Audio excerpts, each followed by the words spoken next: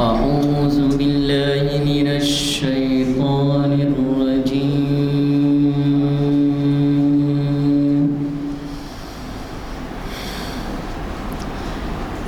بسم الله الرحمن الرحيم.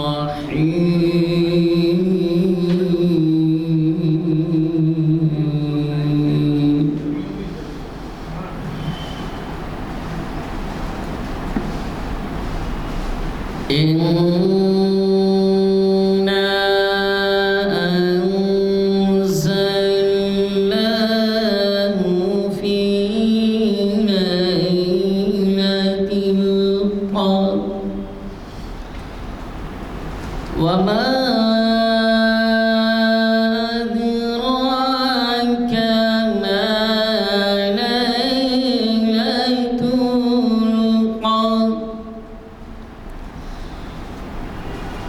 ليلة القدر خير من 1000 شهر. تنزل الملائكة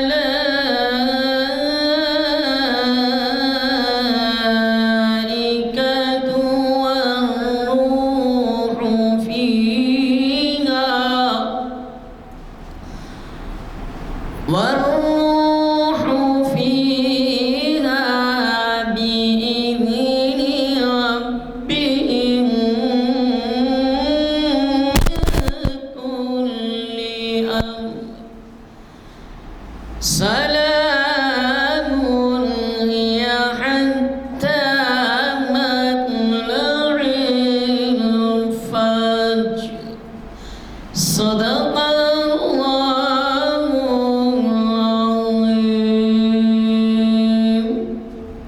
رحمۃ اللہ وبرکاتہ۔ آج 16 ذی الحجہ مطابق 5 جولائی 2023 بروز چہارشنبہ بعد نماز عصر محفل اقبال شناسی کانفرنس ہال مسجد عالیہ میں مقرر ہے۔ آج کا عنوان ہے اقبال کی شاعری میں ادبی و مذہبی ورثہ۔ ہمارے مقرر صاحب ہیں پروفیسر مجید بیدار صاحب۔ یہ تعارف کے محتاج نہیں، بہت شروع سے آ رہے ہیں۔ جس سال سے اس کی ابتدا ہوئی جب سے برابر ان کے کافی جو ہے وہ لیکچرز ہوئے ہیں، اور میں زیادہ وقت آپ لوگوں کا لیے بغیر ہمارے آج کے مقرر پروفیسر مجید بیدار صاحب عثمانیہ یونیورسٹی کے پروفیسر تھے۔ یہ ہیڈ آف دی ڈپارٹمنٹ رہ چکے ہیں۔ کئی طلباء ان کے انڈر سپرویژن میں پی ایچ ڈی حاصل کیے ہیں، بہت قابل ہیں۔ ہم لوگ بہت بہت خوش قسمت ہیں، ایسے اصحاب کو سننے کا موقع ملتا ہے ہمارے کو۔ اللہ جو ہے ان کے عمر دراز کرے، صحت و عافیت عطا کرے میں ہم لوگوں کو، اور ان کے لیکچر سننے اور مستفید ہونے کا فائدہ عطا فرمائے۔ میں پروفیسر مجید بیدار صاحب سے گزارش کرتا ہوں کہ وہ ڈائس پر آئیں اور ہمیں مخاطب فرمائیں۔ من الشیطان الرجیم، بسم اللہ الرحمن الرحیم۔ اللہ کا لاکھ لاکھ شکر ہے کہ قرآن و حدیث اور اسلامی احکامات کو عصر حاضر میں سمجھنے کے لیے بر صغیر میں بسنے والے مسلمانوں کے لیے اللہ نے ہم کو ایک عظیم تحفہ دیا۔ وہ تحفہ علامہ اقبال کی شاعری کے پس منظر میں ہے، کیونکہ قرآن اور حدیث کے معاملات اور شرعی مسائل کو عربی زبان میں بیان کیا گیا ہے۔ اس کی تمام تشریحات دنیا کی ہر زبان میں ہو چکی ہیں، لیکن ہندوستان کی جو زبان ہے اس زبان میں وہ اہم راز، وہ سربستہ راز جو اللہ تعالیٰ نے قرآن مجید میں اور پیغمبر اسلام حضرت محمد صلی اللہ علیہ وسلم نے اپنی زندگی اور اپنے احکامات سے پیش کیے، ان کو اگر کسی نے فارسی میں پیش کیا تو مولانا روم تھے، مثنوی مولانا روم ان کی مشہور ہے۔ تو جس طرح عالمی ادبیات میں مشرقی زبانوں میں فارسی کو بڑا اہم درجہ حاصل ہے عربی کے بعد، تو اسی طرح ہندوستان کی سرزمین میں اسلامی شعار، اسلامی احکامات اور شرع محمدی کو پیش کرنے کا بہترین کارنامہ علامہ اقبال نے اپنی شاعری کے توسط سے دیا۔ خود اقبال نے لکھا ہے، کچھ اس میں تمسخر نہیں واللہ نہیں ہے، کچھ اس میں تمسخر نہیں واللہ نہیں ہے، اقبال بھی اقبال سے آگاہ نہیں ہے۔ تو اقبال خود یہ کہہ رہے ہیں کہ اللہ تعالیٰ کے راز و نیاز اتنے ہیں قرآن میں اور اسلامی تعلیمات کے ذریعے اللہ نے اتنے اکتشافات کیے ہیں کہ اس کو بیان کرنے کی طاقت خود اقبال میں نہیں ہے۔ یہ اس کو انکساری کہتے ہیں۔ حاضرین کرام، خدا کی ذات میں ہر چیز موجود ہے، کسی چیز کی کمی ہے تو انکساری، اور اللہ تعالیٰ اس بندے کو پسند کرتا ہے جو خدا کی تعریف حمد و ثنا کرتے ہوئے حضور کی حکم کی تعمیل کرتے ہوئے انکساری اختیار کرتا ہے، وہ بندہ اللہ کا مقرب ترین بندہ ہے۔ مسئلہ یہ ہے کہ اقبال جس دور میں شاعری کر رہے تھے اس وقت عربی اور فارسی کا زور تھا۔ خود ہندوستان میں اردو پڑھنے سے زائد عربی فارسی پڑھی جاتی تھی۔ آج کا معاشرہ یہ ہے کہ ہم عربی سے نابلد، فارسی سے نابلد، تراکیب سے عدم واقف، جس کی وجہ سے اقبال کے کلام کو، اس کی چھپی ہوئی رونقوں کو سمجھنے میں دشواری محسوس کرتے ہیں۔ میں جسہ جسہ، کیونکہ موضوع اتنا اہم ہے، اس پر کئی کتابیں لکھی جا چکی ہیں، جیسے اس سے پہلے کی لیکچرز میں بھی میں نے بتایا کہ ہندوستان کے دو بڑے شاعر گزرے ہیں، ایک مرزا اسد اللہ خان غالب دہلوی جو بہادر شاہ ظفر کے استاد محترم تھے، دلی میں 1869 میں ان کا انتقال ہوا، اور اس کے بعد شاعری کے ذریعے نام کمانے والی شخصیت علامہ اقبال۔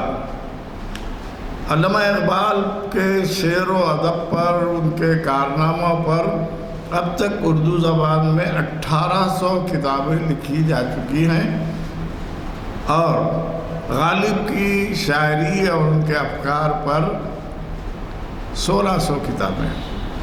اقبال کو یہ اعزاز حاصل ہے کہ انہوں نے اردو میں شاعری کی، جبکہ مرزا غالب نے فارسی میں بھی شاعری کی، نثر میں خطوط بھی لکھے، لیکن مرزا غالب سے زیادہ کتابیں اقبال کے افکار پر لکھی گئیں۔ دو اہم چیزیں ہم کو سمجھنے کی ضرورت ہے، کیونکہ آج کا جو تماشا بنا ہے، ادب کہہ کر بے ادبی کا مظاہرہ، اور ماشاءاللہ سے ہر ریاست میں ایک اردو اکیڈمی بنی ہوئی ہے، اس سے اعزازات بھی دیے جا رہے ہیں۔ اصل چیز جو ہوتی ہے، ادب اس کو کہتے ہیں جو فنون لطیفہ کا مظاہرہ کرتا ہو۔ اب اس کو ادب عالیہ، بڑا ادب کہتے ہیں، عالی مانے بڑا۔ تو ادب عالیہ سے مراد ایسے اشعار، ایسے افکار، ایسی غور و فکر جس میں زبان، بیان، اظہار، تشبیہ، استعارے، محاکات، تلمیحات، تمام چیزوں کو سمیٹا جائے تو وہ ادب عالیہ ہے۔ اب ادب عالیہ کے بجائے مسخرے پن کی چیز کو اہمیت حاصل ہو گئی ہے۔ وہ لوگ جو بادشاہوں کے درباروں میں بھانڈ ہوتے تھے، نقالی کر کے ہنساتے تھے، ویسے لوگوں کو خدرت کی نگاہ سے دیکھا جا رہا ہے۔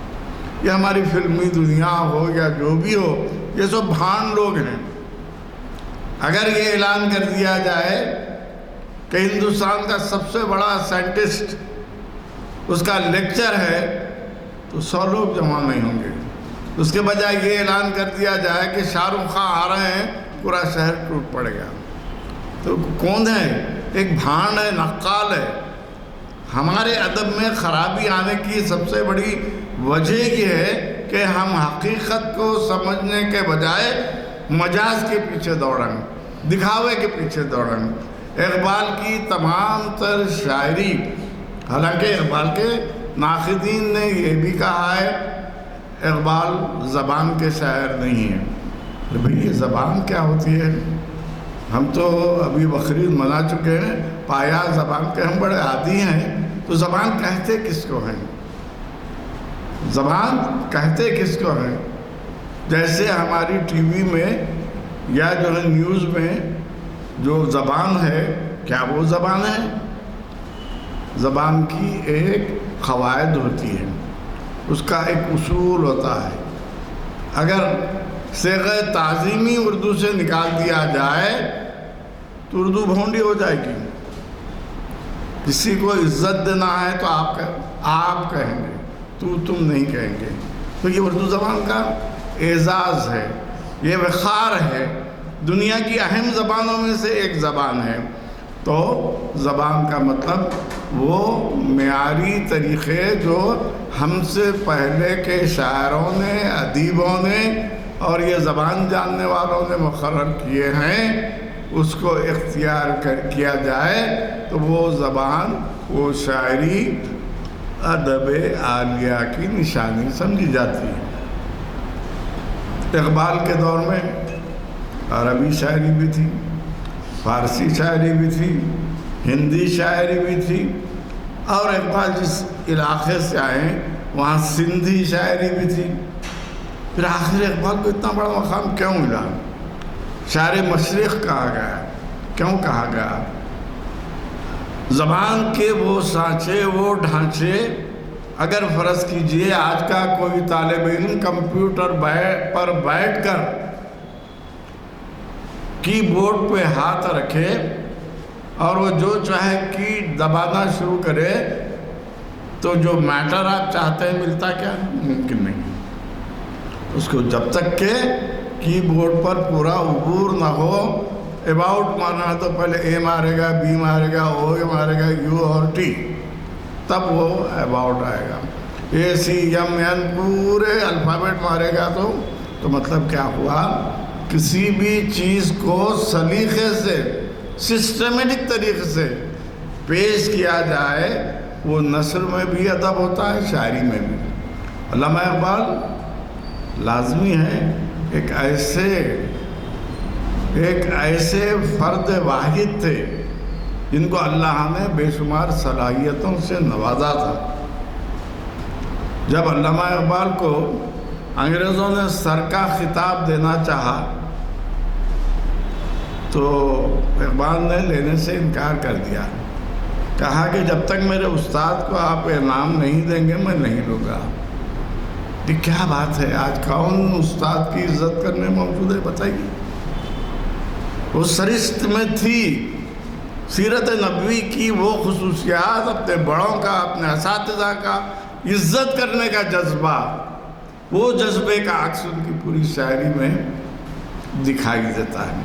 میں بتا رہا تھا کہ امیر حسن ان کے استاد تھے، اسکول میں پڑھائے تھے، تو انگریزوں نے کہا کہ تو آپ تو شاعر ہیں، اتنی آپ کی کتابیں ہیں، آپ کو ہم سر کہہ سکتے ہیں، ان کی تو کوئی کتاب بھی نہیں ہے۔ تو اقبال نے کہا ان کی کوئی کتاب نہیں ہوگی مگر میں موجود ہوں، میں شاعری کر رہا ہوں ان کی وجہ سے، اس لیے ان کو اعزاز دیا جائے گا تو میں خود کروں گا۔ یہ جو تربیت کا درجہ ہے وہ اقبال کی فطرت کا حصہ تھا، جس کا نتیجہ یہ ہوا وہ شاعری میں بھی وہی انکساری ہے۔ انکساری کا مطلب یہ نہیں آپ بڑے آفیسر ہیں جا کے پیون کی کرسی پہ بیٹھ جائیں، انکساری کا یہ مطلب نہیں ہوتا۔ جس کا جو درجہ ہے، جس کا جو مقام ہے، اس کو تعظیم دینا ہی انکساری ہے۔ تو اقبال نے عربی اور فارسی ادب سے وہ تمام انکساریاں جو باپ، استاد اور پیغمبر اسلام حضرت محمد صلی اللہ علیہ وسلم نے بتائی تھی اس پر عمل کیا. اس عمل کا نتیجہ یہ ہے کہ اقبال کی شاعری. بہت سے لوگوں نے اقبال کے الفاظ پر اعتراض کیا ہے، الفاظ کی زبان پر اعتراض کیا ہے، اور زبان کے شاعری نہیں ہے، کیونکہ اقبال نے جو چیز محسوس کی. اس سلسلے میں اقبال سے پہلے جو ہمارے اردو کے ادیب تھے، جس میں سر سید احمد خان، ان کے زمانے میں مسجع و مخفع نثر لکھی جاتی تھی، شاعری میں پہلیاں بجھائی جاتی تھی، کمپلیکس پیدا کیے جاتے تھے، وہ بڑی شاعری سمجھی جاتی تھی. جتنا پیچیدہ کر کے بیان کریں اتنا بڑا شاعر. اقبال کی شاعری میں کوئی پہلی بجھانے کا طریقہ، کوئی زگ زیگ طریقہ نہیں ہے، بلکہ انہوں نے شاعری کو کہ میں ہوں محرم راز درون میخانہ، وہ کریں کہ میں شاعر نہیں ہوں، میں ایسا محرم جاننے والا ہوں جو راز، چھپے ہوئے راز اور ان کو پیش کرنے کی صلاحیت رکھتا ہوں. دیکھیے انسان کا ہم جسم دیکھتے ہیں، آپ بولیں گے جس کا سر ہو، پیشانی ہو، ناک ہو، آنکھ ہو، ہونٹ ہو، ہاتھ پیر، انسان، یہ بیرونی ساخت ہے. اگر یہ ساخت قائم رکھنا ہے تو اندرونی ساخت ٹھیک ہو. گردے خراب ہو جائیں تو انسان چل پھر سکتا ہے، دل میں سوراخ ہو جائے تو مطلب یہ ہوا ظاہر کے ساتھ ہی اندرون کو بھی دیکھنا ہے تو زندگی ہے. اقبال اردو کے پہلے شاعر ہیں جنہوں نے راز درون میخانہ کی کیفیت کو پیش کیا. اندرونی چیز کو کوئی پیش، ظاہری چیزوں کو پیش کیا جاتا. عربی فارسی میں بھی یہی شاعری ہے. محبوب کی تعریف کی جا رہی ہے، جھاڑوں پہاڑوں کی تعریف کی جا رہی ہے، اور حسن کی تعریف کی جا رہی ہے. یہ سب ظاہری چیزیں تھیں. دنیا میں جو چیز دکھتی ہے، آنکھوں سے آپ کو دکھائی دیتی ہے، وہ ظاہری ہے. اور ایک چیز وہ ہے جو باطنی کہلاتی ہے. اسلام کی تعلیمات ظاہر سے باطن کی طرف جانے کی. انسان دنیا میں سجدے کر لے، اس کے سجدے کی کوئی اہمیت نہیں. اللہ کو ضروری نہیں ہے وہ سجدے، ہزارہا فرشتے سجدے کر رہے ہیں. تو کہا گیا میں اس کا بندہ بنوں گا جس کو خدا کے بندوں سے پیار ہوگا. بندگی کا صحیح طریقہ یہ ہے کہ کس کے گھر دل میں درد ہے، کس کی تکلیف ہے، کس کی مصیبت ہے، وہ تربیت حضور اکرم صلی اللہ علیہ وسلم نے اپنی زندگی میں دی تھی. نتیجہ یہ، رات میں حضرت عمر فاروق نکلتے ہیں، ملازم کہتا ہے سرکار حکم دیجئے، کہا کہ نہیں، بیت المال سے تھیلا اٹھا کر اب تک کندھے پر لے کے جاتے ہیں. یہ ہے اندرون کی صفائی. اقبال کی پوری شاعری ظاہری صفائی نہیں، اندرون کی صفائی. یہ اقبال کے کلام کا وصف ہے جو بہت کم شاعروں میں. اس قسم کی بات فارسی میں 800 سال پہلے مولانا روم نے کہی تھی. اس لیے اقبال کی پوری نظم ہے پیر رومی مرید ہندی. دیکھیے ان کو پیر کہہ رہے ہیں، میں اتنا بڑا شاعر اتنا لکھ دیا ہوں، میں سب سے بڑا ہوں. نہیں، بڑے کو بڑا سمجھنا. یہ تدبیر، یہ تربیت اقبال نے قرآن سے، حدیث سے، حضور اکرم صلی اللہ علیہ وسلم کی زندگی سے، ان کے صحابہ کرام سے حاصل کی تھی. اس کا عملی نمونہ ہم کو اقبال کی شاعری میں ملتا ہے. میں یہ بتا رہا تھا کہ بہت سے لوگوں نے اعتراض کیا اقبال زبان کے شاعر نہیں ہے. زبان کی، لفظ کی، استعمال کی جو کیفیت ہے وہ زبان کی شاعری. ایک لفظ کو دو طریقے سے آپ نہیں بول سکتے. اگر آپ بولے مجھے بہت غصہ آئی تو بولیں گے ارے غصہ مذکر ہے بھائی, آئی کیسا, غصہ آیا بولیے. اس کو مجھ سے پیار ہو گئی, بولے پیار ہو گیا بولیے. یہ زبان جو ہے اس کی لفظیات کا محل استعمال آدمی کو زبانداں بناتا ہے. بڑی خوشی آئی بھائی, مرٹھواڑے میں خوشی آئی بولتے ہیں, حیدرآباد میں خوشی ہوئی بولتے ہیں.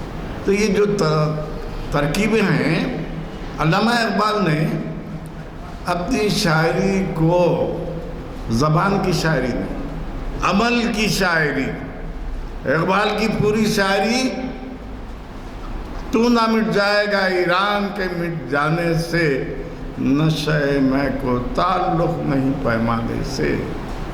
یہ اقبال ہے. دنیا کی ترقیات کو مت دیکھو, خدا کی قدرت کو دیکھو. تو یہ کیفیت جو ہے اقبال نے, ابھی جو بات میں نے بتائی کہ اقبال کے الفاظ جو ہیں شاعری میں انہوں نے جو لفظوں کا استعمال کیا ہے, دونوں طریقے کے الفاظ. اب دیکھیے جیسے لفظ نشہ ہے یا نشہ ہے. لفظ جو ہے نشہ صحیح ہے یا نشہ صحیح ہے, شمع صحیح ہے یا شمع صحیح ہے. اقبال نے دونوں طریقے سے استعمال کیا. نشہ پلا کے گرانا تو سب کو آتا ہے, مزہ تو جب ہے کہ گرتوں کو تھام لے ساقی. پھر کہتے ہیں نشہ میں کو تعلق نہیں پیمانے سے. ایک جگہ نشہ مان رہے ہیں, ایک جگہ نشہ مان رہے ہیں. غصہ صحیح ہے بھائی. ایسے الفاظ نکال کر لوگوں نے کہا اقبال کی شاعری میں زبان کی تکنیک کی خصوصیت نہیں. اب میں آپ کو بتا رہا ہوں کیوں زبان کی تکنیک کو استعمال نہیں کیا اقبال نے. اس کی وجہ یہ ہے کہ کوئی غور و فکر کی بات کرنا ہو تو اس وقت الفاظ ساتھ نہیں دیتے, الفاظ بے بس ہو جاتے. اعلیٰ درجے کے جو لوگ ہوتے, حضور اکرم صلی اللہ علیہ وسلم پر وحی نازل ہوتی تھی تو اس وحی کی لفظیات کیا ہوتی تھی. بعض مفکرین نے بتایا گھنگرو کی آواز کی طرح ہوتی تھی, بادل کی گڑگڑاہٹ کی طرح ہوتی تھی. بعد نے بتایا پہاڑوں کی. اب وہ پہاڑ کی وہ لفظ کی کیفیت کو سمجھنے والا دل حضور کا تھا. تو وہ دل پیدا کرنا اقبال جو ہے اپنی شاعری کے ذریعے بتاتے ہیں. وہ دل بناؤ, وہ کیفیت اپنے میں لاؤ جس کی وجہ سے خدا کے احکامات راست تم پر نازل ہو جائیں. کیا یہ ممکن ہے؟ کیا یہ ممکن ہے؟ تو اقبال نے شاعری کے ذریعے الفاظ کی صنعت, الفاظ کی جادوگری اور الفاظ کی محض استعمال کو اہمیت نہیں دی. وہ مدعا, وہ اہم چیز کو بیان کرنے کے لیے جو لفظ ان کو ملا اس لفظ کا انہوں نے استعمال کیا. ایک اہم بات, اقبال کی پوری شاعری میں عربی فارسی الفاظ ہیں, سنسکرت اور ہندی کے الفاظ نہیں ہیں. اس پہ بھی اعتراض ہوتا ہے. ارے بھئی آپ اپنا مقصد بیان کر رہے ہیں تو آپ کو جو لفظ عوام میں, لوگوں میں قابل قبول ہے, جو سمجھ سکتے ہیں, وہ استعمال کرنا چاہیے. تو اقبال نے پورے وہ پرانے روایتی طریقے جو فارسی اور عربی سے اردو میں آئے تھے, وہ کیا تھے؟ فارسی میں مصنوی لکھی جاتی تھی, فارسی میں غزل لکھی جاتی تھی, فارسی میں رباعی لکھی جاتی تھی, فارسی میں قطعات لکھے جاتے تھے, فارسی میں نظمیں لکھی جاتی تھی, اور فارسی میں شعر عاشور لکھے جاتے تھے. یہ شاعری لکھنے کے مختلف انداز ہیں. شہر کی بری حالت کا ذکر کیا جائے وہ شعر آشوب ہو گیا، کسی واقعے کو شاعری میں بیان کیا جائے وہ مثنوی ہو گئی، کسی کی موت پر اشعار لکھے جائیں مرثیہ ہو گیا۔ یہ تمام طریقے جو روایتی انداز سے مشرقی شاعری میں تھے وہ تمام طریقے انہوں نے اختیار کیے۔ دوسری بات، اقبال پر الزام اس لیے نہیں لگایا جا سکتا کہ اقبال کی ابتدائی نظمیں جو ان کے پہلے شعری مجموعے بانگ درا میں آپ پڑھیے تو اقبال نے شاعری کا عروج حاصل کرنے سے پہلے عالمی ادبیات کا مطالعہ کیا۔ یہ کیا ہے بھائی؟ رہنے والے ہندوستان کے عربی فارسی اردو جانتے تھے تو انہوں نے دیکھا کہ وہ انگریزی زبان میں کیسا ادب لکھا جا رہا ہے، کیسی شاعری کی جا رہی ہے۔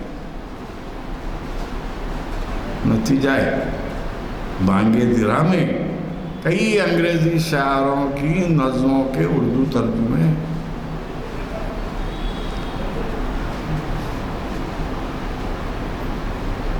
ایک پہاڑ اور گلیری ان کی نظم ہے، انگریزی سے ترجمہ ہے۔ ہم جو بڑے جھوم جھوم کر پڑھتے ہیں، لب پہ آتی ہے دعا بن کے تمنا میری، زندگی شمع کی صورت و خدایا میری، یہ جو الفاظ ہیں اقبال نے انگریزی سے ٹرانسلیٹ کیے۔ کہنے کا مطلب یہ دل میں کسک، دل میں درد، دل میں کیفیت پیدا کرو۔ اقبال کی بچوں کے لیے نظم ہے وہ۔ تو اقبال کی شاعری کا عروج اس لیے ہوا، وہ بڑے شاعر اس لیے کہلائے کہ انہوں نے عالمی ادبیات میں انگریزی ادب سب سے بڑا ادب تھا، انگریزی شاعری سب سے اہم شاعری سمجھی جاتی تھی، اور انگریزی شاعر تجربے کر رہے تھے۔ اقبال کی شاعری میں کوئی تجربہ نہیں ہے۔ تجربہ کیا؟ کوئی آزاد نظم لکھ رہا، کوئی نثری نظم لکھ رہا، یہ سب تجربے۔ تو اقبال نے اس دور کے کسی تجربے کو قبول نہیں کیا۔ کیوں نہیں کیا؟ وہ عربی، فارسی اور مشرقی ادبیات کی شاعری کی جو نکات سے وہ واقف تھے اور سمجھتے تھے کہ میرے اظہار خیال کے لیے یہی سب سے بہترین ذریعہ ہے۔ اس لیے اقبال نے 1936 میں ترقی پسند ادب شروع ہو چکا تھا۔ جتنے بھی جو ہے رشیا کے وجود کے ساتھ لوگ جو ہے اسلام کو اذکار رفتہ پرانا مذہب اور جو ہے کمیونزم کو بہترین طریقہ زندگی سمجھ رہے تھے تو کمیونزم کو اختیار کر رہے تھے، اور کمیونزم کے پس منظر میں شاعری میں ایسی باتیں کی جا رہی تھیں جو اقبال کے زمانے میں موجود تھی۔ وہ تمام چیزوں کو اقبال نے، وہ چیزیں جو اخلاق سے دور ہیں، جو بے حیائی کی ہیں، جو انسان کو انسان کے بجائے جانور بناتی ہیں، ان چیزوں کو اقبال نے انگریزی ادب سے اختیار نہیں کیا۔ قریانے جس سے بولتے ہیں، اقبال کے پاس نہیں ہے۔ یہ سب اقبال کے زمانے میں ہندوستان کی پوری شاعری میں موجود۔ اقبال کے جو معاصر ہے ربندر ناتھ ٹیگور، ان کو نوبل پرائز دیا گیا، علامہ اقبال کو نہیں ملا۔ کیوں نہیں ملا؟ کیا ٹیگور بڑے شاعر تھے؟ اقبال چھوٹے شاعر تھے؟ ٹیگور نے اپنے کئی خطوط میں اقبال کی بڑائی کو تسلیم کیا۔ خود مہاتما گاندھی نے اپنے خط میں اقبال کی شاعری کی تعریف کی ہے۔ وجہ یہ ہے کہ اقبال کی شاعری میں انہوں نے صرف اور صرف انسانیت کا پیغام، بندگی کا پیغام، خدا کی قدرت کو تسلیم کرنے کا پیغام، خدا کے پیغمبر کو اپنا رہنما بنانے کا پیغام دیا۔ اور اس زمانے میں جو شاعری تھی، جو ادب لکھا جا رہا تھا، چاہے نثر میں ہو، چاہے افسانے، ناول، ڈرامے، سب میں دکھاوے کا ادب تھا، حسن و عشق کی باتیں تھی، اس کو رنگین بیانی کہتے تھے، اس کو رومانٹک اسٹائل بولتے تھے، رومانیت تھی۔ اقبال کی کوئی نظم میں آپ کو رومانیت نہیں ملے گی۔ کیوں؟ اقبال خود کو کہتے ہیں کہ میں ہوں راز درون مہخانہ۔ باہر سے بلڈنگ کیا خوبصورت بلڈنگ ہے آپ کہیں گے، اندر کیا ہے جانے کے بعد ہی معلوم ہوگا۔ تو یہ اقبال کی شاعری کا اعزاز ہے کہ انہوں نے دکھاوے کی، باہر کی ظاہری چیزوں کو شاعری میں استعمال نہیں کیا، بیرون نہیں۔ آج سے 30 سال 40 سال پہلے ہر محلے کے ساتھ ایک پلیٹ لگی ہوئی رہتی تھی، اندرون گولی پورا، بیرون گولی پورا، اندرون لال دروازہ، بیرون، اب نہ اندرون ہے نہ بیرون ہے، سب کچھ بیرونی بیرون ہے۔ تو یہ اپنی ذات کو پہچاننا، اپنی صلاحیتوں کو پہچاننا، خدا نے آپ کو کیا صلاحیتیں دی ہیں وہ پہچاننا، کیا صلاحیتوں سے آپ کو الگ رکھا ہے۔ بہت بہتر ہے، آپ لوگ عزت کرتے ہیں، آتے ہیں، میں پروفیسر ہوں اردو کا، میں اپنے اوپر فخر اس لیے نہیں کر سکتا کہ اگر آپ بولیں گے فزکس پہ 2 باتیں بولیے، میں نہیں بول سکتا، کمپیوٹر پہ بولیے، میں نہیں بول سکتا، کہ پختگی کا ہر دعویٰ کھوکھلا ہے اندر سے۔ اقبال کی شاعری یہی سکھاتی ہے کہ آپ اپنے آپ کو خدا مت سمجھیے، خدا کے بندے سمجھیے، انکساری لائیے۔ اقبال کی شاعری کا پورا لب لباب یہی ہے کہ وہ انسان کو انسان بنانا چاہتا ہے۔ عیاشی، عیش پرستی، سرمایہ کا غلط استعمال، یہ تمام چیزوں کو پسند نہیں کرتا۔ وجہ کیا تھی؟ ان کے گھر میں جو ملازم تھا، جو آپ کی دیکھ بھال کرتا تھا، جب لوگوں نے اقبال کے انتقال کے بعد اس سے سوال کیا کہ اقبال کیسا لکھتے تھے شاعری، تو کہتا تھا تہجد سے اٹھ جاتے تھے، تہجد کی نماز پڑھنے کے بعد،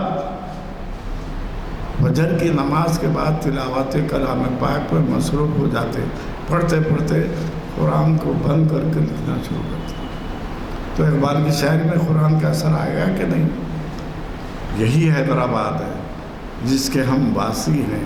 آج سے 30-40 سال پہلے پرانے شہر کے ہر گھر سے فجر کے بعد تلاوت کلام پاک کی آواز آتی تھی کہ نہیں؟ آج کدھر ہے وہ آواز؟ کہہ لیں ہم پروفیسر بن گئے، ہم ڈاکٹر بن گئے، ہم انجینئر بن گئے، ہم فلاں فلاں بن گئے، خدا کے بندے ہی نہ بنے، سب بن گئے۔ تو یہ بندگی میں کے دائرے میں داخل کرنے کے لیے اقبال نے اپنی شاعری کو عربی فارسی سے جو مشترکہ خصوصیات تھے وہ حاصل کیے، اور پھر تصور خودی دیا، تصور عشق دیا، تصور فخر دیا، تصور مرد مومن دیا، تصور مرد کامل دیا، تصور عورت دیا، تصور تعلیم دیا۔ اقبال آئیڈیل کے بغیر کوئی کام نہیں ہوتا۔ آج ہمارے پاس بغیر آئیڈیل کے تعلیم چل رہی۔ ایک استاد ٹھہر کر لیکچر دیتا تھا، 40 بچے پڑھ لیے، اس میں سے ایک ڈل رہا تو سمجھتا نہیں، ایک تیز رہا تو سمجھتا۔ یہ طریقے کو اقبال پسند نہیں کرتے۔ طریقہ تعلیم، وہ طریقہ تعلیم جو اب بھی دینی مدارس میں ہے، وہ سنت نبوی کا ہموار طریقہ ہے۔ ایک ایک شخص پر توجہ دینا، انڈیویژول کیئر جو بات آ جاتا ہے، آج جو بھی بی ایڈ کرتے ہیں وہ لوگ یہی کہتے ہیں، انڈیویژول کیئر، ہر ایک پر خصوصی توجہ دینا۔ ایک ٹیچر کیا 40 بچوں پہ توجہ دے سکتا ہے؟ ممکن نہیں، جس کی وجہ سے اس کے اخلاقی، تہذیبی، ہر قسم کی بیماری پھیل رہی ہے۔ ہم سدھار نہیں سک رہے، بیمار ضرور کر رہے ہیں۔ تو میں بتا رہا تھا کہ اقبال نے اپنی شاعری میں اس قسم کے نظریات نہ عربی شاعری میں تھے، خود ہی کیا ہے پوری نظم ہے اقبال کی، عشق کیا ہے پوری نظم ہے اقبال کی، مسجد قرطبہ پڑھی ہے، اس میں پوری عشق کی تفسیر ہے، وضاحت ہے۔ عربی میں اس لفظ نہیں ہے، عربی میں حب ہے، حب للہ۔ تو عربی کے لفظ حب کو فارسی والوں نے عشق یا محبت کا، یہ ہے کیا بلا، کدھر سے آتا ہے کدھر سے جاتا ہے۔ اب حیدرآباد میں شہر کافی بڑا ہو گیا، مگر ہر کارنر پہ جہاں بھی جاتے ہیں 40 کلومیٹر تک شہر پھیل گیا ہے، کہیں بھی گئے ارے بھائی وہ قطب شاہی مسجد ہے، ان کو کیا خواب پڑا تھا ادھر آبادی آنے والی ہے 400 سال بعد، 1667 میں قطب شاہی دور ختم ہو گیا، مگر وہ جہاں جہاں بھی گئے مسجد، وہ اللہ والوں کی یہ نشانی ہے کہ وہ اللہ کی یاد کو تازہ رکھنے کے لیے کام کرتے ہیں۔ اگر کوئی بندہ اللہ کا بندہ بن کر اللہ کی یاد کو تازہ کرنے کے لیے جستجو کرتا ہے تو اللہ کا سب سے قریب ترین بندہ ہے۔ اقبال اپنی شاعری میں یہی ہے کہ وہ خود میں اس کا بندہ بنوں گا جس کو خدا کے بندوں سے پیار ہو گیا۔ کہا یہ جاتا ہے، حضرت نظام اس سے پہلے بھی غالباً بتایا تھا، نظام الدین محبوب الہی کافی ضعیف ہو گئے تھے اور جو ہے آخری عمر میں کھانا نہیں کھایا جاتا تھا، ان کا جو خان سامہ بولتے تھے، آج کل تو ہوٹلوں کے نام بھی باورچی ہو گئے، ہم کھانے کے اتنے عادی ہو گئے کہ ہمارا ایک جماعت اسلامی کا اخبار نکلتا ہے، اس کا نام ہے دعوت۔ ہم کو کھانے پینے سے ہی دلچسپی، تو میں بتا رہا تھا کہ وہ خانسامہ اقبال جو ہے حضرت کو کھانا بنا کر دیتا تھا، کئی بار دیکھا تو سر ایک نوارا لے کے چھوڑ دیتے، تو اس کو ذرا افسوس ہوا، میں اتنی مصیبت میں جا کر پکا کر اچھا خاصا حضرت کو دیتا ہوں، ایک ہی نوارا لیتے، بولے سرکار اگر میرے پکانے میں کچھ غلطی ہے تو مجھے معاف کر دیجئے، کیا بات ہے آپ ضعیف ہو رہے ہیں، آپ کھانا بھی نہیں کھا رہے ہیں۔ تو کہا اقبال جب ایک نوالا حلق میں رکھتا ہوں، دلی کے گلیوں میں کوچوں میں جو غریب بھوکے بیٹھے ہوئے ہیں ان کا چہرہ ذہن میں آ جاتا ہے، دوسرا نوالا حلق سے نیچے دو۔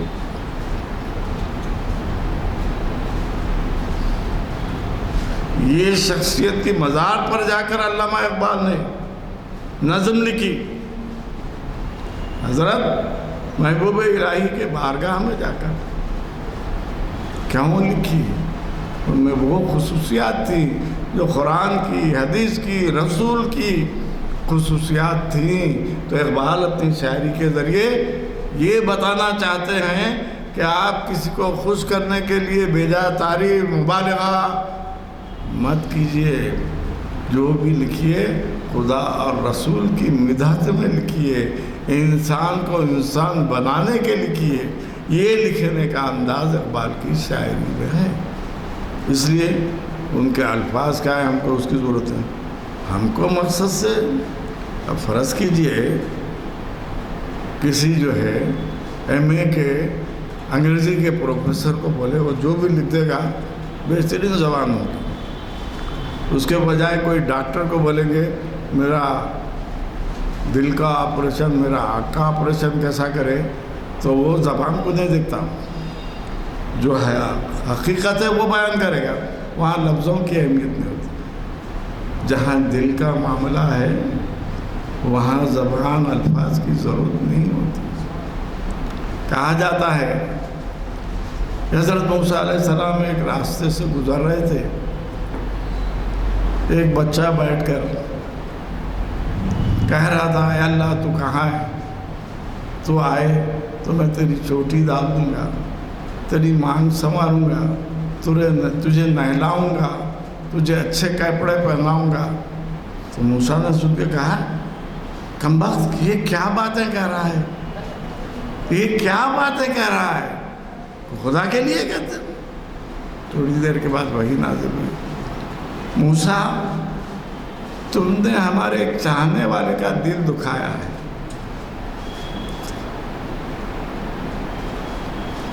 محبت ویسی کرو جو قرآن میں کہی گئی، محبت ویسی کرو کہ اللہ تمہارا ہو جائے۔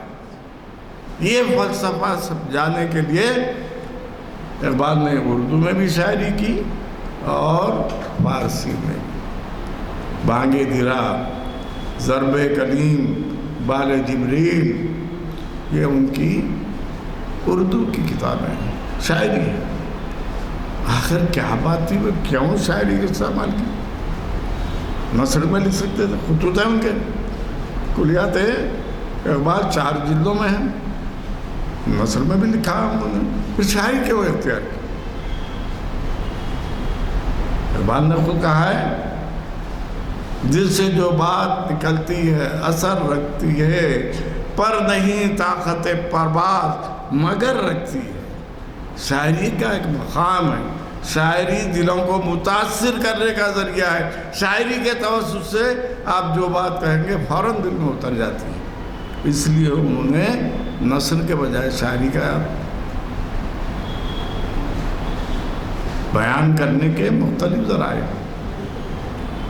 اقبال نے شاعری کو اس لیے پسند کیا کہ وہ دنیا کی ہر زبان میں ایک معمولی واقعہ، دیکھیے آپ دنیا کی بہترین بڑی زبانوں میں عربی بھی ہے، فارسی بھی ہے، ترکی بھی ہے، سنسکرت بھی ہے، ہندی بھی ہے، مراٹھی بھی ہے، کنڑی بھی ہے، تامل بھی ہے۔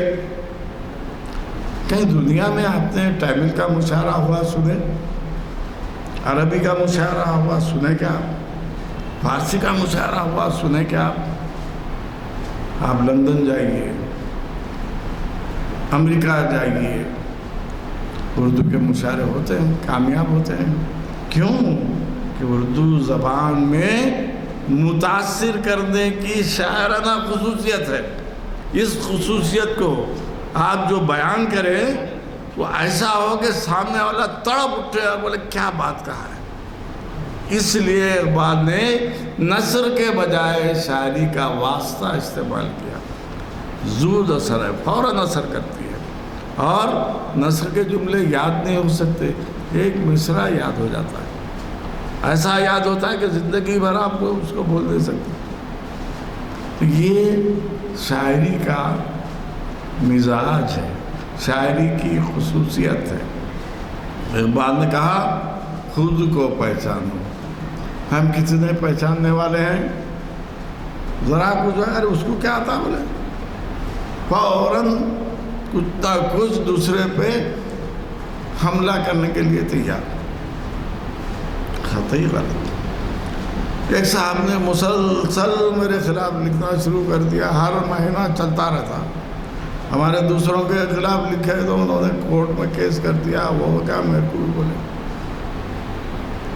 تو میں نے کہا بھائی ہم امت محمدی میں ہیں، وہ طریقہ اختیار کرنا چاہے، رسول اکرم صلی اللہ علیہ وسلم نے آپ کو بتایا ہے، معاف کر دو، اس میں ہی صلابت ہے آپ کی۔ اب وہ بیچارہ جو ہے پریشان ہوا، کورٹ سے آرڈر آیا، ہر اخبار میں ایک ایک اشتہار چھاپ لیا، مگر میں نے کورٹ میں کیس نہیں کیا۔ دیکھیے ہم کو سنت نبوی پر عمل کرنا چاہیے۔ اتفاق گرما کا موسم تھا، رمضان کے دن تھے، میری ایک عادت ہے کہ نماز پڑھتے وقت میں فین بند کر دیتا ہوں۔ میرا یہ جذبہ ہے کہ میرے رسول نے اس کڑی گرمی کی سرزمین میں بغیر پنکھے کے نماز ادا کی، تو کیا میں ایک 5 منٹ تک بغیر پر سنت نبوی کی پیروی اس کیفیت کو اقبال کے ہر شعر میں آپ دیکھیں گے، ہر شعر میں آپ دیکھیں گے۔ بعض لوگ ارے کیا بولے، بڑا شاعر بات ہے، داڑھی نہیں تھی اس کو، اتنے بڑے مچھا تھے۔ ارے بھائی ظاہری پہ مت جائیے، ظاہری دھوکہ ہے، ساری دنیا کو دھوکے میں ڈال کے رکھے ہیں ظاہری چیزوں سے۔ تو دل کی دنیا کو آباد کرنے کا فلسفہ اقبال کی شاعری کا حصہ ہے۔ انہوں نے اردو کو کیوں اختیار کیا؟ کیا اردو ہندوستان کی زبان ہے؟ اس وقت کا ہندوستان بر صغیر کہلاتا تھا، افغانستان بھی اسی میں تھا، اور بنگلہ دیش بھی اسی میں تھا، پاکستان بھی اسی میں تھا، اور جو ہے چھوٹے چھوٹے جو ٹاپو ہیں وہ سب، اور اس علاقے کے تمام لوگ اردو کو جانتے تھے۔ یہ بھی عجیب بات ہے۔ دیکھیے آپ، ہم اپنے ورثے سے کتنے دور ہو رہے ہیں۔ اقبال اپنے ورثے کو، وہ ورثہ جو 1400 سال پہلے پیغمبر اسلام نے ہم کو دیا تھا، اس کو بچانے کی کوشش کر رہے ہیں، اور ہم وہ ورثے کو تباہ کرنے کی کوشش ہے کہ نہیں؟ بولیے آپ۔ اس دعوت پر لعنت ہے جس میں کوئی غریب شریک نہ ہو۔ ہم کیا وصول کر رہے ہیں دعوتیں دے کے؟ لعنتیں وصول کر رہے ہیں۔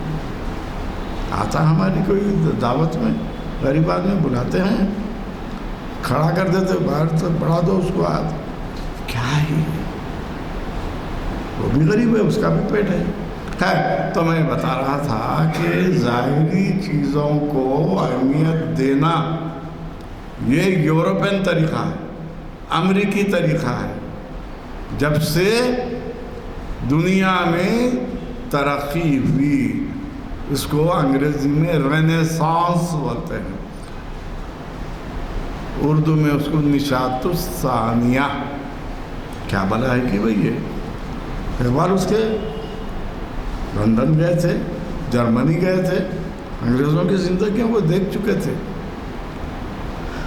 کیونکہ وہ زندگی پوری دکھاوے کی تھی، اس لیے اس کو پسند نہیں کیا۔ میں آپ سے جو کہنا چاہ رہا ہوں، ترقی کب ہوئی؟ پہلی ترقی دنیا میں جو ہوئی، انسان پتھر کے استعمال کے بجائے دھاتوں کے استعمال کا عادی ہوا۔ پتھر کو تیز کر کے جو ہے اوزار بنا لیتا تھا، اس کے بجائے دھاتوں سے پہلی ترقی، دھات سے تیر تلوار بنانا آ گیا، یہ پہلی طرف۔ دوسری، یہ سب جو ہاتھوں سے بنائے جاتے تھے، جتنی 7 ٹومز کی بلڈنگز یہ ہاتھوں کی بنی ہوئی ہے، کوئی مشین نہیں لگا۔ 16 سنچری میں پہلی مرتبہ فرانس نے چیزیں مشینوں سے بنانا شروع کیا، وہاں سے رینیسانس آیا۔ اقبال کے زمانے میں فرانس بڑی طاقت تھی، فرانس کی ترقیات ساری دنیا میں تھی، آج بھی ہیں۔ ہم اپنے بچپن میں ہماری اماں جان، ہماری نانی جان ہاتھ سے کپڑے سی کے دیتے تھے، ہم پہن لیتے تھے، اسکول جاتے ہوئے بھی شرم نہیں آتی تھی ہم۔ آج سب مشینی دور ہے۔ تو یہ مشین کی ترقی سے انسانیت میں زوال آیا۔ اقبال کا پورا فلسفہ یہی ہے۔ اقبال کا پورا فلسفہ یہی ہے کہ مشینوں کی حکومت سے انسانوں کے دل لرز جاتے ہیں۔ یہ کیفیت سے انہوں نے ثابت کیا کہ ہم مشینوں کی دوڑ میں نہیں جانا چاہیے، ہم کو دل کی دنیا کو بسانے کی کوشش کرنا چاہیے۔ دل کی دنیا کو بسانے کیا ہے، طریقے کیا ہیں؟ حضور اکرم صلی اللہ علیہ وسلم کی پاک زندگی، جس میں انہوں نے جو طریقے اختیار کیے ہے۔ آج کوئی مسلمان اپنی صبح کا آغاز تلاوت کلام پاک سے کرتا ہے؟ کرنا چاہیے نا۔ اقبال کی زندگی میں دیکھیے آپ، جو بھی شعر لکھتے تھے کلام پاک کے مطالعے کے بعد، تو کم سے کم ہم اقبال کی زندگی کا ایک چھوٹا سا نمونہ بھی اختیار کر لیں، سنت نبوی کی تکمیل۔ میں بتا رہا تھا کہ یہ مشینوں کی زندگی جو ہے انسان کو سمجھا جا رہا ہے، ترقی پہ لے جا رہی ہے، یہ سب ظاہری ترقی ہے۔ اقبال کہتے ہیں یہ ترقی نہیں ہے۔ اب دیکھیے آپ جو ترقی یہ سمجھ رہے ہیں، برسہ برس پہلے مسلمانوں نے کی ہے، ایسا نہیں ہے۔ اہم واقعہ آپ کو بتاتا چلوں، سب سے پہلا بحری بیڑا، وہ فوج جو سمندروں کی حفاظت کرتی ہے اس کو بحری بیڑا بولتے ہیں۔ کس نے بنایا؟ کانگریس بنائے، فرانسیسی بنائے، جرمنی بنائے، امریکہ بنایا؟ مسلمانوں نے اس کے سربراہ کو، اس کے ہیڈ کو امیر البحر کا، بحر سمندر کے بڑے حصے کو کہتے ہیں، سمندر کے بڑے حصے کا سردار امیر۔ اب انگریزوں کے پاس اس کا کوئی متبادل لفظ نہیں تھا، انہوں نے ایڈمیرل، فارسی کی لفظیات پوری انگریزی میں ہے، برادر برادر، پدر فادر، مدر، کہاں سے لے رہے ہیں آپ یہ؟ فارسی کے ہی الفاظ ہیں نا۔ تو ایک دور تھا پورے یورپین ممالک مشرق سے اخذ کرتے تھے، مشرق سے چیزیں لیتے تھے۔ آج کا دور یہ ہے ہم ہر مغرب کی چیز کو اختیار کر لیتے ہیں۔ اقبال اس کے مخالف ہیں، مگر مخالفت کا مطلب وہ نہیں ہے۔ اقبال ہر وہ چیز سے استفادہ کرو جو آپ کو فیض پہنچاتی ہے، فائدہ آپ کے ساتھ قوم کو فائدہ، ایسا نہیں انفرادی فائدہ نہیں۔ اقبال کا بڑا پیارا شعر ہے، حالی نے کہا تھا، حالی اباؤ پیروی مغربی کریں، بس اقتداء مصفی وہ میر کر چلے۔ میر کی مصفی کی شاعری کر لیے، چھوڑو، اب مغرب کی پیروی کریں گے۔ اقبال نے کہا کہ ہر شب کی سحر کر، تاریکی ہے تو تاریک کو دور کرنا ہے، اس کے لیے آپ آفتاب پیدا کیجئے، مہتاب پیدا کیجئے، روشنی پیدا کیجئے، مگر تاریکی دور کیجئے۔ مشرق سے حذر کرنا، مغرب سے حذر کر، فطرت کا تقاضا ہے کہ ہر شب کی سیر کر۔ یہ ہے اقبال۔ میں نے نہیں، مغرب نہیں، امریکہ نہیں، صاحب ہم جو ہے انڈین بند کریں گے، نہیں۔ جو چیز فیض پہنچاتی ہے وہ استفادے کی ہے، اللہ نے بنایا اسی لیے۔ اگر آپ چاقو سے پھل کاٹ رہے ہیں، خوشی کی بات ہے، چاقو سے کسی کا پیٹ کاٹ رہے ہیں، پوری چیز، چاقو کو دوش نہیں دیا جا سکتا۔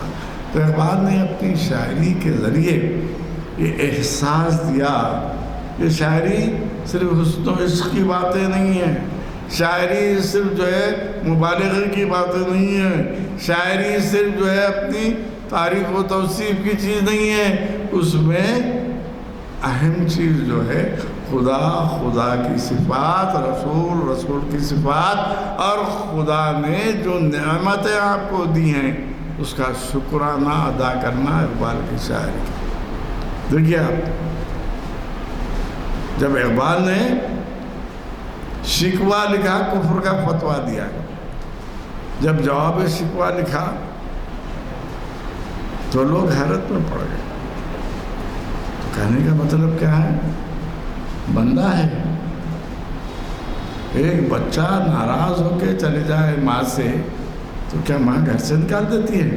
وہ تو 70 ماؤں کی محبت رکھنے والا ہے۔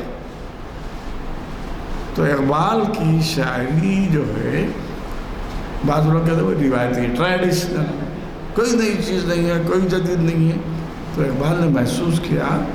کہ ان کے جو افکار ہے، جو ان کی سوچ جو ہے، اس کو پیش کرنے کے لیے یہی طریقہ بہتر ہے، جس کا نتیجہ یہ ہوا کہ اقبال نے شاعری کے ذریعے کئی اہم تصورات جو فارسی میں نہیں ہے، فارسی میں صرف ایک ہی تصور تھا، عشق، اور اس کو پیش کرنے والے ابھی جیسے 800 سال پہلے مولانا روم نے اپنی شاعری میں عشق مجازی، عشق حقیقی کی نمائندگی انہوں نے کی ہے۔ اسی سے استفادہ کر کے عشق کے مختلف کیٹیگریز، اب آپ بولیں گے بھائی محبت جذبہ ہے، جذبہ کی کیا کیٹیگریز ہوتی؟ لازمی ہے عبادت کی جگہ مسجد کئی قسم سے بنائی جا سکتی ہے۔ امریکہ کی مسجدوں کا انداز الگ ہے، مصر کی مسجدوں کا انداز الگ ہے، ہندوستان کی مسجد ہی ہے وہ، اس کے ڈیزائن سے اس کا جو ہے مقام بنتا ہے۔ اسی طرح انسان کے جذبے کو اہمیت دیتے ہوئے علامہ اقبال نے کہا اس جذبے کو ابھارنے کی ضرورت ہے، اور انہوں نے بطور خاص اپنی شاعری کے ذریعے دنیا داری اور نمائش، دکھاوا، اس کو اہمیت نہیں دی، بلکہ انہوں نے بتایا بندگی ہی اصل ہے۔ اور ایک مرتبہ ایک واقعہ، آپ کے کسی نے اقبال سے پوچھا کہ جس طرح ہسپانیہ میں 800 سال تک مسلمانوں کی حکومت رہی، کیا ہندوستان سے بھی مسلمان ختم ہو جائیں گے؟ ایک جملے میں جواب دیں۔ دیکھیے دانشوری اس کو کہتے ہیں کہ مسائل کو، معاملات کو سمجھ کر مختصر لفظوں میں بیان کیا جائے۔ تو آپ نے کہا جب تک ہندوستان میں دینی مدارس رہیں گے اسلام کو کوئی خطرہ نہیں ہے۔ کتنی حقیقت پسند بات ہے۔ جب تک ہندوستان میں دینی مدارس رہیں گے اسلام کو کوئی خطرہ نہیں ہے۔ تو یہ ہے اقبال، اسلام، اسلامی تعلیمات، سیرت نبوی اور اس کے تمام متعلقات کو، قرآنی احکامات کو لفظوں کے ذریعے، شاعری کے ذریعے، اظہار کے ذریعے، کہیں مکالمہ ہے، شاعری میں مکالمہ بہت اہم چیز، اقبال نے مکالماتی شاعری بھی کی ہے۔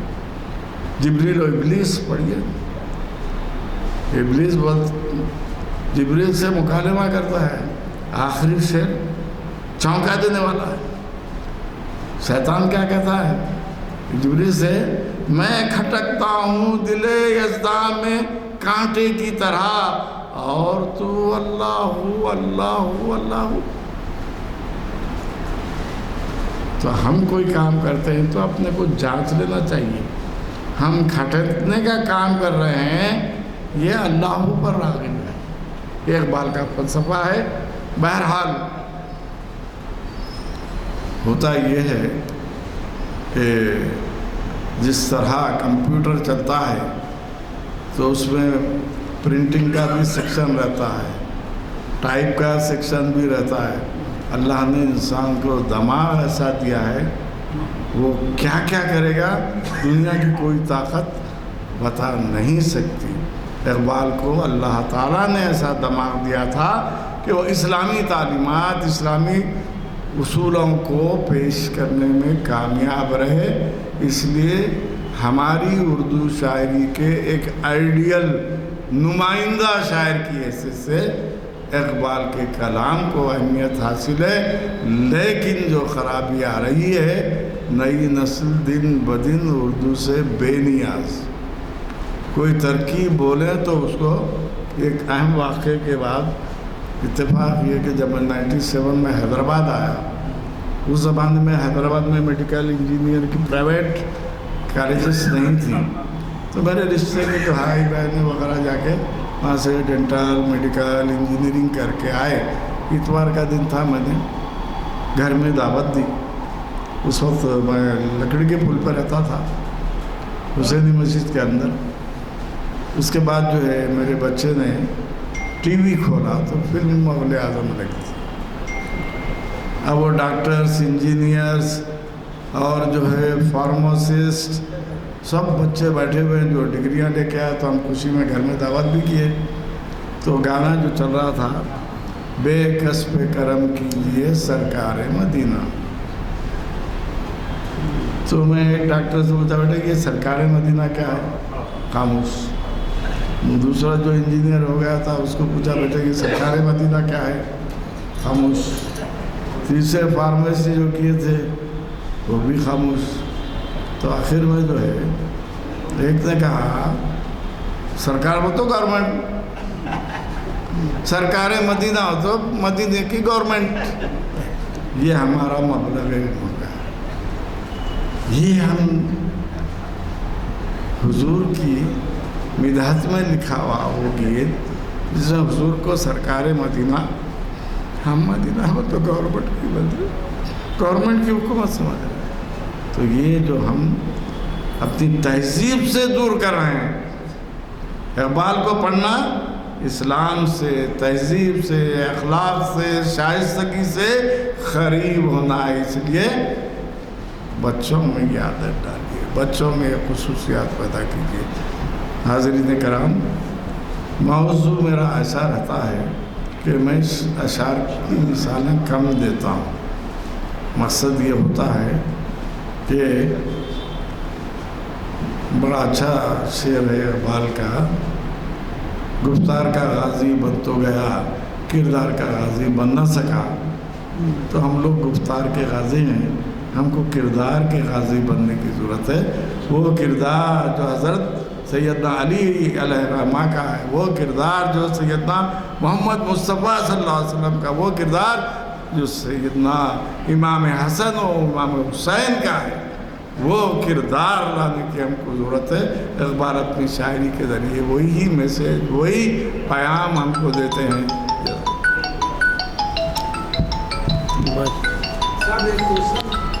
جی ہاں بولیے بولیے، فرمائیے۔ میں لیکچر میں بات کرتا ہوں مگر جی فرمائیے۔ یہ وہ پیغمبروں کا مرکز تھا، اور وہاں سلیمان علیہ السلام اور تمام پیغمبر، حضور کے بعد جو مسلمانوں کا مرکز بنا وہ مسجد خرطبہ ہے۔ مسجد خرطبہ بنانے والے نہ یہودی تھے، نہ نصرانی تھے، کوئی نہیں تھے، مسلمان تھے۔ اقبال یہ بتانا چاہتے ہیں کہ مسلمان کو اللہ نے جو طاقت دی، اس کے بل بوتے پر یہ مسجد تعمیر کیا ہے۔ اس کے دل میں اللہ کی محبت ہے، رسول کی محبت ہے، اس محبت میں اس مسجد کی تعمیر کی گئی ہے۔ پھر وہ مسجد میں گئے، نماز پڑھے، تو اس کی وجہ اس پر لکھنے کی یہ تھی کہ اس کے بعد پھر وہاں کوئی نماز پڑھنے والا بھی نہیں رہا۔ ایک آئیڈیل چیز ہے کہ جہاں 5 وقت اذانیں ہوتی تھی، مسلمانوں نے بنائی، دنیا کی سب سے بڑی مسجد تھی، اس میں یہ صورتحال کیوں پیدا ہوئی؟ تو وہ نظم لکھنے کا مقصد مسلمانوں کو جگانا ہے کہ تم ناکارہ ہو جاؤ گے، نامراد ہو جاؤ گے، اس طرح یہ مسجد جس طرح ویران ہے ویسی مسجدیں ویران ہو جائے گی۔ یہ بتانے کی ایک آئیڈیل چیز ہے۔ آپ جیسے ہو رہے ہیں کہ حضور کو، حضور سیدھا جو ہے آپ کے کیا بولتے ہیں، اسرائیل کا جو علاقہ ہے وہاں پہنچے، وہاں سے معراج نصیب ہے، حضور بلندی پر پہنچے۔ حضور کی بلندی پہنچنے کو تو سب جانتا ہے، مگر وہ چیز جو مسلمانوں کے ہاتھ سے بنائی گئی ہے اس میں بے علمی، لا علمی، بے تعلقی ہو جائے تو اس کی تباہی ہوتی ہے۔ اس لیے انہوں نے مسجد خرطبہ پہ نظم لکھی۔ السلام علیکم ورحمۃ اللہ وبرکاتہ۔ ماشاءاللہ بہت زبردست جو ہے معلومات میں اضافہ ہوا ہے، بہت گہری باتیں بتائیں آپ نے۔ اللہ آپ کو صحت دے، عمر دراز فرمائے، اور ہم کو موقع ملے کہ آپ کے اور کلاسز ہم آپ کے اٹینڈ کر سکیں۔ اتنا وقت لیتے ہوئے بھی ایسا لگ رہا ہے جیسے ابھی کافی باتیں سننا چاہ رہے تھے۔ لیکن وقت اجازت نہیں دے رہا. ایک سمندر سے آپ نے موتیاں نکال کے اسے کوزے میں بند کیا ہے. ماشاءاللہ، اللہ آپ کو صحت و عافیت دے. اور ہمارے سامعین میں ایک نوجوان لڑکا یہاں سامنے سیٹ پہ بیٹھتے تھے، آپ کی نظر میں بھی ہوں گا، یوسف نام تھا، کوٹ میں پہن کر یوسف علی. ان کا انتقال ہوا عید کے ایک دن پہلے. بڑا افسوس ہوا میرے کو جان کے. اللہ اس کے درجات میں بلندی عطا. بہت ریگولر. میں سمجھتا ہوں کہ اس کی اٹینڈنس، اس شخص کی جو اٹینڈنس رہی پوری کلاس میں کوئی نہیں ہے اس کو جو بیٹ کر سکے یا اس کے برابر رہ سکے. وہی سوچ رہا. اور گزشتہ مرتبہ 2 مہینے پہلے کی بات ہے، تاریخ اسلام کا لیکچر کا 1000واں خصوصی لیکچر چل رہا تھا. اس وقت میں ہم نے مہمانوں کے لیے کچھ شالیں اور کیا بولتے اپنے گل لائے تھے، ریفریشمنٹ وغیرہ تو ہے، تو بچ گئی تھی مہمانوں کے لیے. تو ہمارے دل میں اس وقت بڑا یہ ہو رہا تھا کہ جو سامعین میں بہت پابند لوگ ہیں ان کو بلا کے ان سے ان کی گلپوشی کریں کہ بھئی یہ لوگ تم کی اٹینڈنس بہت زیادہ. مگر وہ چونکہ وہ اتنا کم وقت تھا، مغرب کی اذان ہونے والی تھی، وہ دوسرے صاحبین مقررین نہیں تو کمیٹی کے دوسرے حضرات آ کے وہ ہمارے ذہن میں اس کو میں بیان کرنے اعلان کرنے سے پہلے جو ہے وہ کھنڈر منڈر کر. خیر بڑا افسوس ہو رہا ہے، کاش وہ کر لیا ہوتا تو آج میرے کو بڑا سکون ملتا تھا. بہت تہنیتی پروگرام میں تہنیت پیش کرنا بول کے اس کو میرے دل میں بہت تھا. جو لوگ ریگولر ہیں خصوصاً ان کو بلا کے کریں گے بول کے تھا، لیکن وہ نہیں کر سکا، جس کا میرے کو افسوس ہے. اب سوچ رہا ہوں کہ آئندہ کبھی ہوگا تو وہ پروگرام باضابطہ رکھوں گا انشاءاللہ. دعا فرمائیں کہ میری یہ خواہش پوری ہو جائے. اب میں زیادہ وقت نہیں لینا چاہتا، اذان کا بہت قریب وقت ہے ہماری، پر آپ فرمائیں. ہماری صفوں سے کچھ لوگ کم ہوتے جا رہے ہیں، جو بھی گزر گئے ہیں. ابھی آپ نے جو ذکر فرمایا، اللہ سے دعا ہے ان کو جوار رحمت میں جگہ دے اور ان کے درجات بلند کرے، اور ہماری صفوں میں جو کمی ہو رہی ہے اس میں اضافہ فرمائے، کیونکہ مرحلہ قریب ہے. دعا کے ساتھ اس محفل کا اختتام ہوگا. اللہم صلی علی سیدنا مولانا محمد وعلی آل محمد وبارک وسلم. ربنا آتنا فی الدنیا حسنۃ وفی الآخرۃ حسنۃ وقنا عذاب النار. اللہم احفظنا من کل بلاء الدنیا وعذاب الآخرہ. اللہم انک عفو تحب العفو فاعف عنا یا کریم. رب اجعلنی مقیم الصلاۃ ومن ذریتی ربنا وتقبل دعاء. ربنا اغفر لی ولوالدی وللمؤمنین یوم یقوم الحساب. اللہم اہدنا الصراط المستقیم. اللہم اجرنا من النار. اللہم احفظنا من کل بلاء الدنیا وعذاب الآخرہ بفضل سبحان ربک رب العزت عما یصفون وسلام علی المرسلین والحمد للہ رب